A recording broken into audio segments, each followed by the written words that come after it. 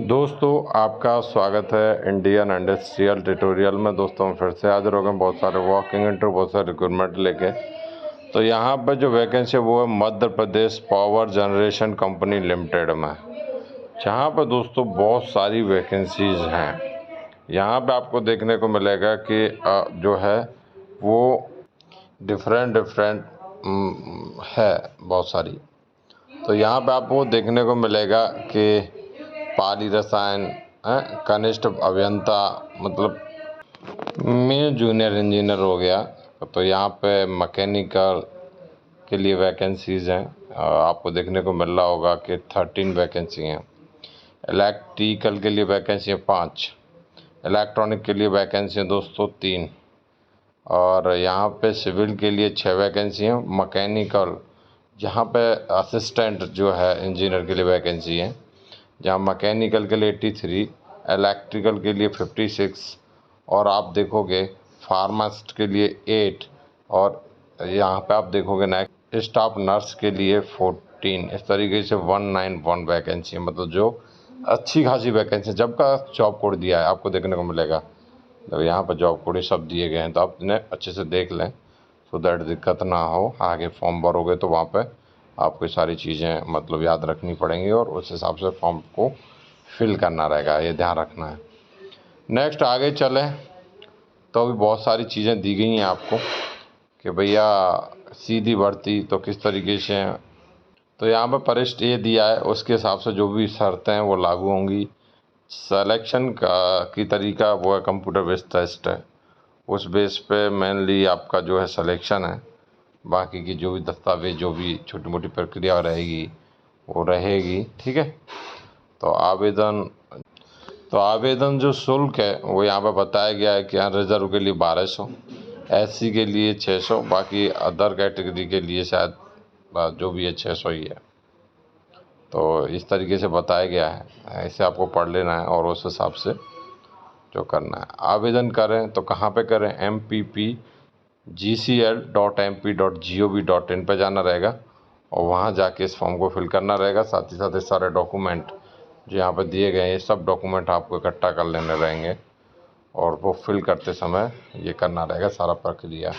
इस फॉर्म को आप जो है 2/4/2024 10 बजे से 30/4/2024 तक जो है फॉर्म को फिल कर सकते हो, कोई दिक्कत वाली बात नहीं है। तो अभी तो मतलब टाइम है आपके पास अच्छा खासा।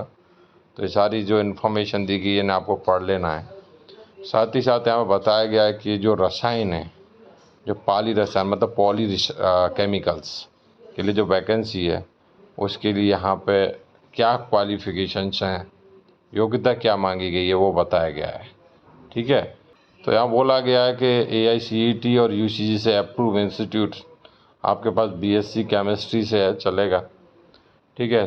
और यहाँ पर वही बताया गया कि 60% रिजर्व, बाकी कैटेगरी के लिए 60% चलेगा। इस तरीके से कैटेगरी वाइज 55%। तो पढ़ लेना आपको जो कैटेगरी बताया गया है, जो भी क्राइटेरिया है। तो बाकी का यहाँ मैकेनिकल के लिए तो यहाँ बताया गया कि भैया डिप्लोमा और BTech अथवा AMIE डिग्री आपका मैकेनिकल से होना चाहिए, ठीक है, वो चीज़ बताएगी। और साथ ही साथ वो क्राइटेरिया 65%, 60% वाला क्राइटेरिया, 55% वाला यहाँ पे भी इलेक्ट्रिकल। तो यहाँ पे जो इलेक्ट्रिकल का बता दिया गया, डिप्लोमा इलेक्ट्रिकल से BTech AMI रहना चाहिए और बाकी क्राइटेरिया सेम बताया गया है, ठीक है। नेक्स्ट आगे चलें।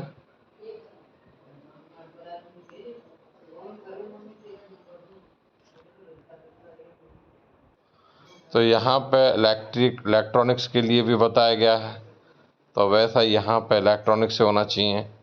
नेक्स्ट सिविल के लिए बताया गया तो डिप्लोमा वही है, यहाँ पे BTech सब वही चीज़ है, और मैकेनिकल के लिए भी सेम ही है, ठीक है। आप देख सकते हो यहाँ पे सेम दिया है कि भैया ये क्राइटेरिया चाहिए यहाँ पे, ठीक है। मैकेनिकल से चाहिए, बहुत सारी ब्रांचेज बता दी गई हैं कि भैया इसे ब्रांच से होना चाहिए, बाकी क्राइटेरिया सेम है।